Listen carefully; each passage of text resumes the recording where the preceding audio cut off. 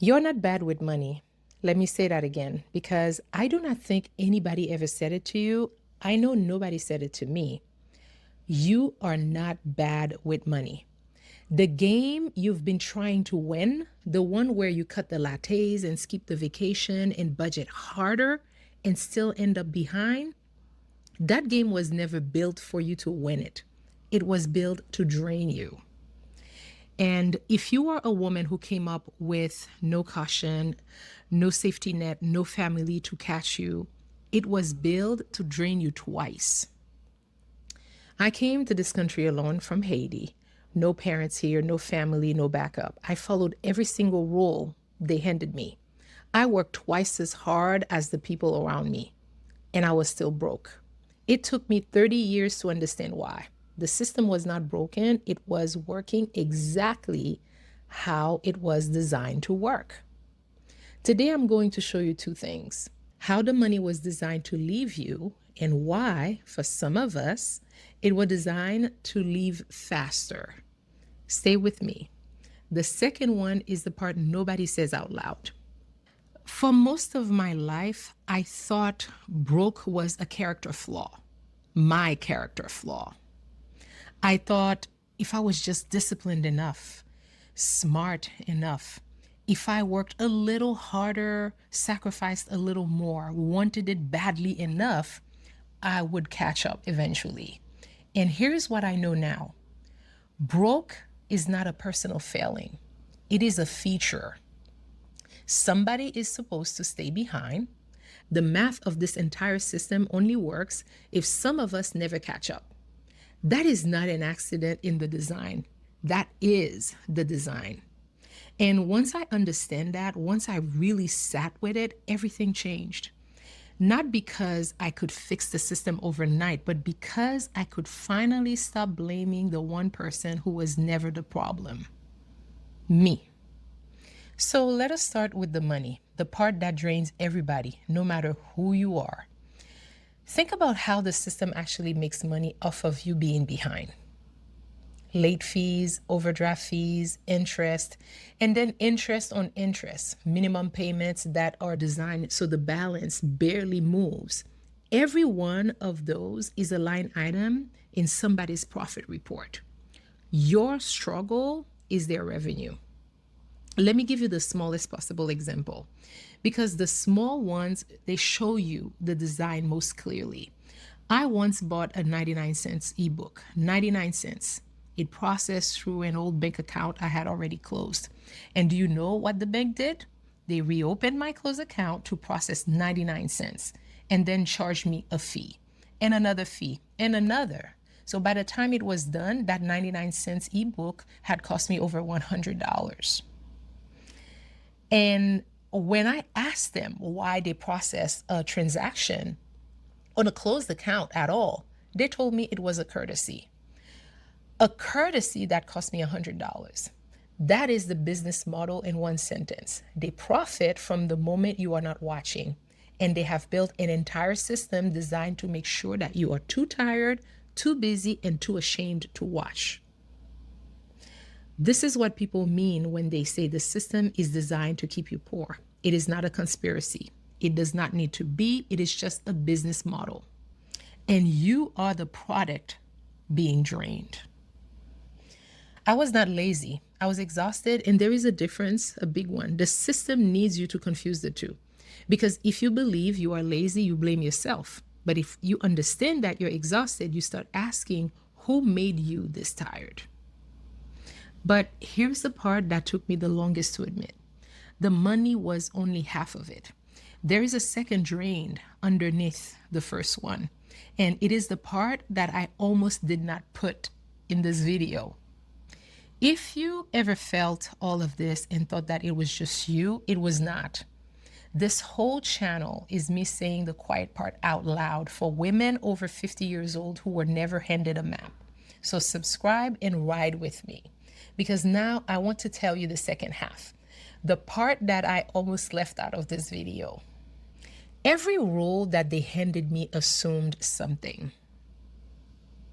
It assumed there was somebody behind me, a parent who could co-sign, a family that could float me through one bad month, generational anything. I did not have that. I was that. I came to this country alone and I became the foundation that other people would one day stand on. There was no inheritance coming to me. I was the inheritance. So let me give you a number because this is not a feeling, this is documented. Black women are paid about 64 cents for every dollars a white man earns. 64 cents. And at the rate this country is moving, they project it could take over 200 years to close the gap. 200 years. That is not a gap. That is a design with a maintenance schedule. Now, let me show you what that number actually feels like in real life. In my life, when you are already making less and then you go to invest in yourself, the math, it gets brutal. Say you join a mastermind or you hire a coach, $5,000 and up. For us, that is not just a big investment. It takes everything to come up with that money. We are coming up with it out of 64 cents on the dollar. And there was a time I wanted to believe that as long as you paid full price, full service, you would be treated like everyone else who paid full price. That is not the case, and I wish I were making this up. I am not. I have sat in spaces where I paid the exact same amount as the white woman beside me, and I did not receive the same service. And it's not because of anything I did, because of somebody else's bias that they never did the work to unlearn. And I want to tell you about the most painful version of this because it is the one that taught me the most. I belonged to a group run by a woman that I had come to respect. She presented herself as someone doing the work, unlearning bias, unlearning racism, and an ally. Someone with a PhD, by the way. So this is not about education. She talked constantly about the books that she had read, the work that she had done. And in reality, all of that was a marketing strategy. It was a way to attract the black dollar, to get us in the room, to get us paying while the actual work, the unlearning, the changing, never happened underneath the words. And I learned something there that I want you to hear clearly. Not everyone who says they are an ally is an ally. And not everyone who tells you that they read the book and did the work actually did the work. Some people figured out that performing the work is more profitable than doing it. They would rather monetize the information than leave it because the information is everywhere. It is free. Anyone with the willingness can access it. So when someone with a PhD chooses to package the appearance of growth instead of the reality of it, it's a choice. And that choice keeps the system exactly where it is. And here's what I decided about my role in that. At 50 years old, it is not my job to educate that person. It is not my job to fix a bias that I did not create and do not carry. The information is available to anyone who actually wants it. I am not going to spend my one life being someone's unpaid curriculum. Now, let me give you the clearest example that I have ever lived of how the system is rigged, because this one is simple enough that nobody can argue with it.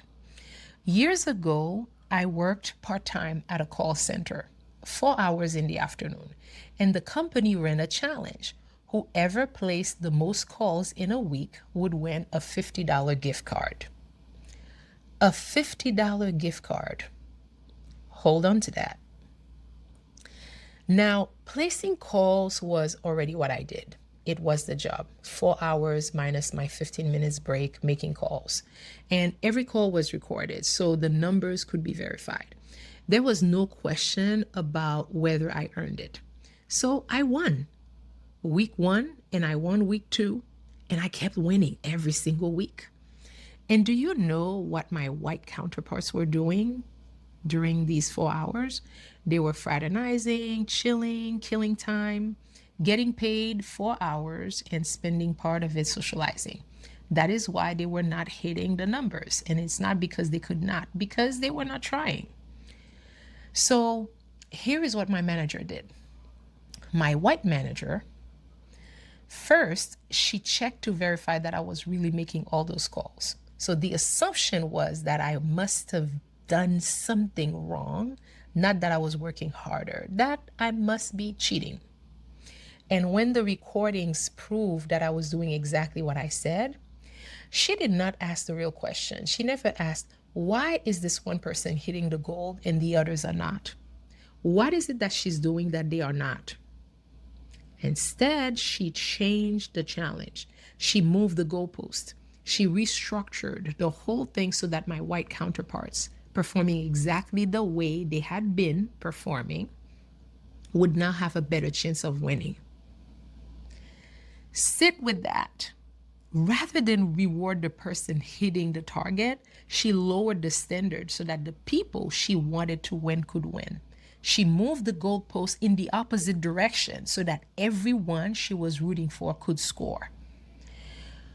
And all of that over a $50 gift card. And I remember thinking, if they will rig it over a $50 gift card, what do you think they are doing with the things that actually matter?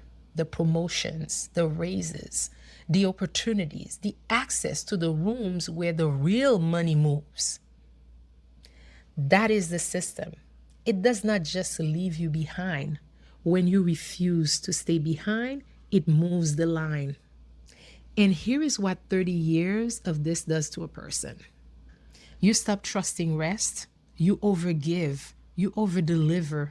You say yes when your whole body is screaming no, because somewhere along the way you learned that the only way to maybe be treated fairly was to be twice as good and half as tired looking while doing it.